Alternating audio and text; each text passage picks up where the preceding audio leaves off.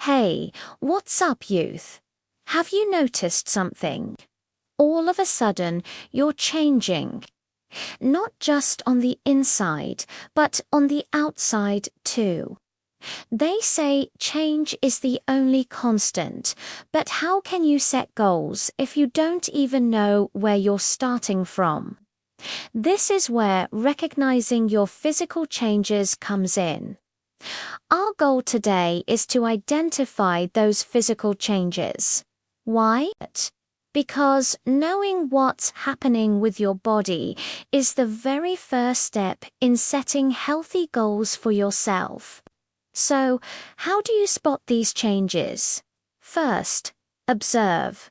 Look in the mirror. Are you getting taller? Is your body shape different?